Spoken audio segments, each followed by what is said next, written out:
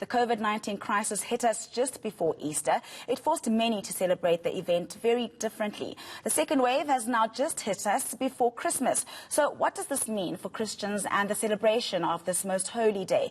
Let's discuss this with Bishop Malusi Mpumlwana from the South African Council of Churches. Very good morning to you, Bishop. You know, we just found out from our health minister that we are officially in the second wave, and we know that during Christmas time, it is the time to go to church. So how is this, in your opinion, going to affect church attendance on Christmas Day? Well, we already are attending churches in a subdued manner. People have been conducting themselves in a subdued manner because even though we've been in level 1 for a few weeks now, truth is a lot of people have continued to stay very cautious over time. What is likely to be a major problem for Christmas is not only just about church, but it's about the general social behavior of people around Christmas time.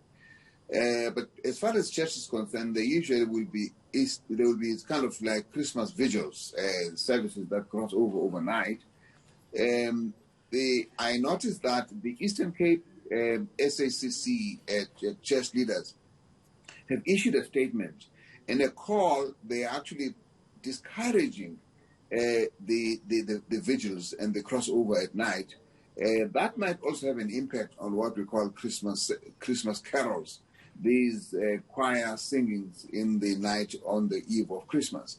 I think that we just have to accept that if we're going to save Easter, we must sacrifice something about how we have practiced Christmas before. Because if we don't do that, we probably won't be able to have Easter either. Yeah. So Bishop, you know, if visuals are discouraged and, you know, flocking to churches in large numbers is also discouraged, then how do you suggest one goes about having their traditional Christmas Day or Christmas celebrations without actually attending these events and gatherings? No. I think the idea is to do them differently. Yeah. For example, in the same way that every Sunday now we have limited numbers, we do the same thing for that time as well.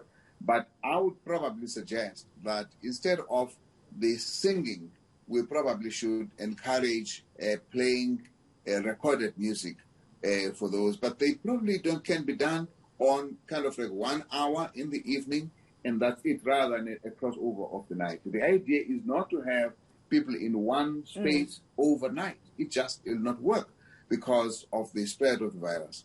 And I think that we should also consider a different way of celebrating family time.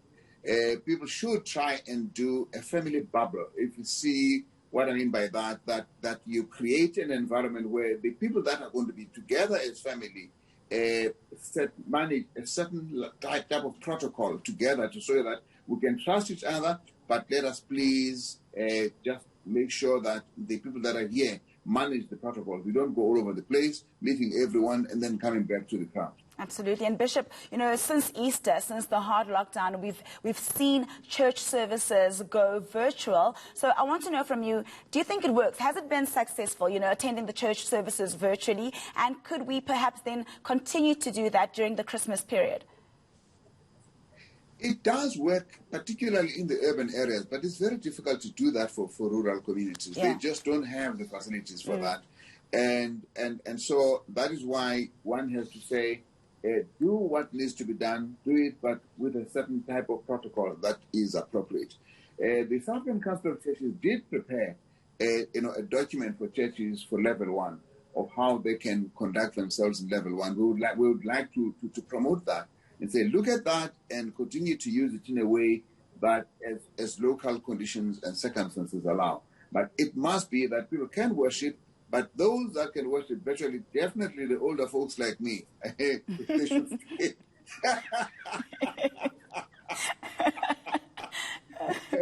They should say, we don't have a vaccine yet, and therefore it's going to be a while. This is going to be with us, I believe, for a good part of next year. So it is a new way of being, a new way of living, and a new way of being church. And we need to accept that. Otherwise, we will just never see the end of it. Thank you very much, Bishop. I think you still look as young as ever, by the way. But we'll leave it there. That was Bishop Malusi Mpumulana from the South African Church, Council of Churches.